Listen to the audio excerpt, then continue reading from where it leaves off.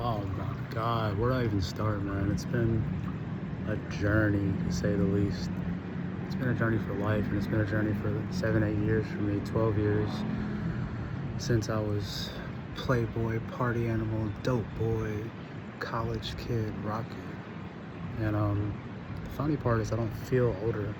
I feel wiser, if anything. Um, and I hate on myself because it took me so long to get some of that wiseness that I so badly needed. Um, so where am I now, man? I'm 80 days out of one of the bigger breakups I've felt or had in 10 years. Although, let me just say it, I knew the person for 16 days in person and 2 months on the phone of talking every day. Regardless, I once again kind of fell prey to the fantasy of a life that I thought I'd been craving forever. And it really is weird and hard to say this, but I think what I was really craving is more so the connection and the contentness and the happiness of doing everything I do without having the need to share it with somebody. And yeah, I don't know, this last person that I met, once again, I thought I finally have my person that won't leave me, that'll stay with me, and that I can share life and love and money and happiness and joy and energy and business and food and cuddles and sleep and waking up and morning routines and everything with. And what's crazy is early on I knew that the red flags were there, the boundaries were being ignored, and it wasn't going to work. And that's the thing when it comes to not being in love with yourself and content, no matter how it looks on the outside and how much money and business and success and freedom and travel you do and have, you still have a hole inside of you. When you have a hole inside you, you're not whole. You're looking for someone to fill a hole. And that just doesn't work out. I think it has worked out in some situations, especially like, just being real, like OnlyFans and sugar daddies. Like the recent chick, she talked about how like her friends are so happy. And I told her like zoom out. I don't think it's gonna last like that. And I'm gonna stick to that because I don't believe so. I don't think that kind of situation really works for happiness and goodness, especially spiritualness, long term.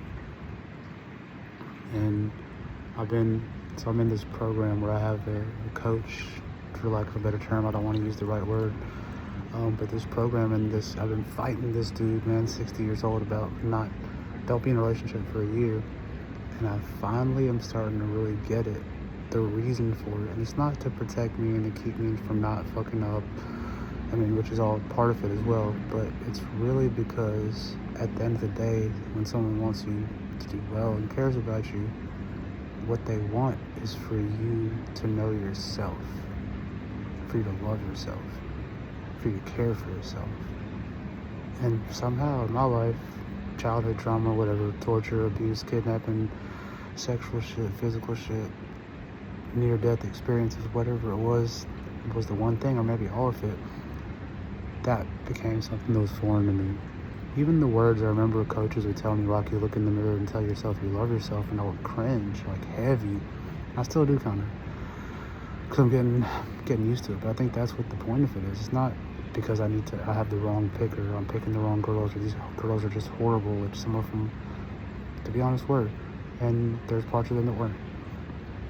And same with me. Maybe the same way I showed the relationship, but like, the bigger picture is like that connection with the self. And that is spirit, that is God, that is the universe, that is energy, that is goodness. And that is what I am trying to internalize in myself right now. And it's tough, man, when you learn to look at yourself like shit for your whole life, been called that by a lot, and eventually started your own business and you didn't have anybody to look forward to or look up to. Like, you had to be tough on yourself. I had to be tough on myself because no one else was doing it. I didn't have any boss to check in with or to report to. So I was reporting to Rocky, and Rocky's soft on the outside, tough on the inside, but sometimes he looks soft on the outside, tough on the inside. Don't know which one it is yet, but I'll figure that one out too as well. But anyway, just want to update myself, you, anybody that does decide to watch this stuff. I've been posting it online for so many years, and it was always fun to me, and like, it's still fun, but like, now like nobody will watch it unless you're like popular or famous. Like, they don't even care about the content anymore because it's just regurgitated shit. I don't really hear too much people talking online about life experience, even the stuff I end up liking. It's not someone sharing a story like me, like going back and talking about things. It's just like they read a book on stoicism and they talk about stoicism and they ask ChatGPT, which is the best way to say it, so that most people listen to it. I mean, I can do that. I'm just not going to because it feels like icky. And this doesn't. This feels natural to me, and like talking about it, like I don't have to make shit up. I don't think about it. I'm just talking about myself and my life and my experience, and it's a hell of an experience and a hell of a life and a hell of a journey. And the people that resonate with it are probably the people that are living those lives themselves, barely online ever. So that's like the community I'm reaching out to. Maybe I should just keep talking to people in person, which I do. Just met a dude here at the pool, randomly was in the same program I'm in, and gonna meet him at the convention tomorrow. And we had an awesome conversation. His download spiritual experience was just at the meditation, the monthly meditation that him and some friends do. And he was sitting there for 27 minutes with his eyes closed, hearing gongs in the background. And he saw what he thought to be his higher power, his God, Mother Nature, come to him and hold his face and just hold him. And it looked like a version of his mother at a younger age. And my hair stands up saying it again. That's what I think everyone is portraying somehow, and the culture we live in is just so 3-second TikTok, quick post, clickbait, grab attention videos that the story is missed. And that's why with all the beautiful content out there, it's not really changing lives. It's just making people have that emotional hit, that dopamine rush, that, oh yeah, this cliche, that cliche must be right. This sentence I saw on TikTok, this is what it is. This is what narcissism means. This is what a good relationship means. And it's all like, it's just so surface level, all of it. There's not depth to it. In the long form content, I think there's a lot more depth. But people won't watch a long form content thing unless they are attracted in by short form content where they like the people. And I don't know what's important to me. More important is getting those people and doing those things in short form to get them to long term. Or just talking when I want to talk and enjoying life and living life and talking to people and connecting and changing every single life I can around me. Like, I'm not going to talk about a lot of stuff in this video, but like, that's why I'm getting into politics. And it's like, part of me is like, I don't care. I don't care about all these issues and Trump and this and that and the wars and stuff going on. And it's like, that's not true either. I do care. I have a big heart, and it breaks my heart to see everything going on with leaders and fights and hurting people and police and killings. And people, and the old me would say, like, if I said, you can't do anything about Iraq, the old me would fight back against that and say, yes, you can change things, you can do things, you can vote, and blah, blah, talk about it online. And like, no, you really can't. I mean, I can't vote, period. Anyway, that's out of the window. But even other people, like, there's very little you can do to shift and to change global geopolitics and issues and things getting passed down from law and the ways our governments are being ran. And so many people spend so much time posting about it and, putting up free Palestine or free Gaza or, Me Too or like no abortion or don't kill this and that. And it's like so much energy. I don't know if they don't get it or they just have the time and the money. If everybody I know is just rich and free all the way, it's like, if that's what you are, then great, then spend time what you want to.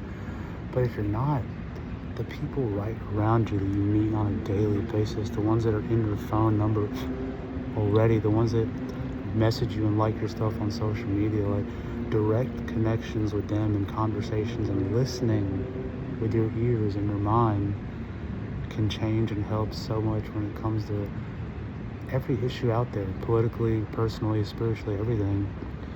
So that's why I don't really get too involved or have too many comments on it, because it's just so far outside of my grasp. And maybe me in particular, I'm on such a journey of like inner work and self-work and business at the same time, and wanting to do this and that for my family and my friends, and be in a position of like being the rock, not just Rocky, where everybody in my life can come to me and be like, hey man, I'm starting this business, I need your help. Hey man, I'm going through a divorce, I need your help, I need a place to stay, I need $10,000. Like, that's who I want to be, and like that's who I'm becoming.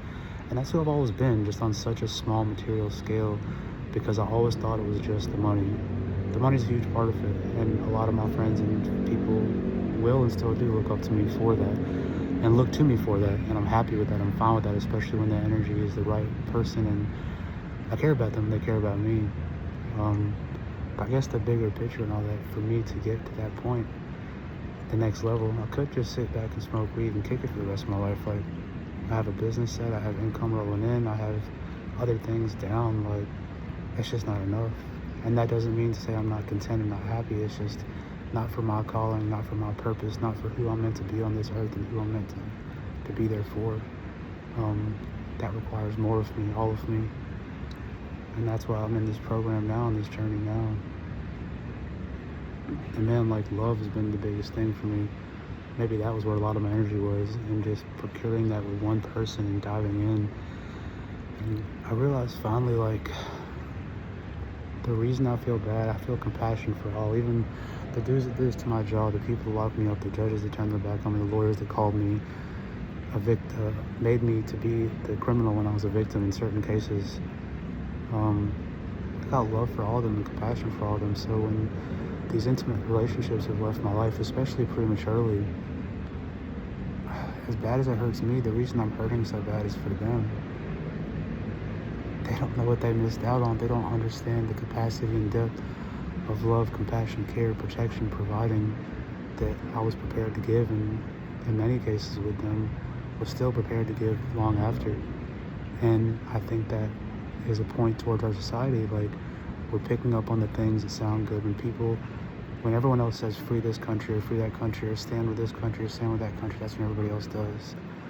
Surface level, no one's really diving in and learning and going to that country and trying to figure things out and talking to the people on the ground.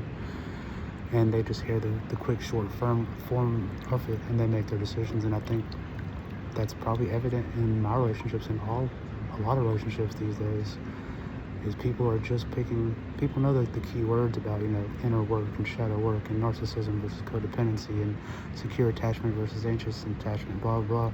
But they just know the words. Some of them take the time to do the more research and more experience and do some therapy, but very few take the time to understand and realize that to really truly get these things, they must be experienced. They must be dove to the depths of. And that's who I am. I'm a deep diver. I like diving to the depths of every thought, every single walk I take, every single city I go to in a new country or a new city, every single person I meet, every single relationship I get into. And maybe that's a blessing that I've been able to have so many and be with so many and see so many.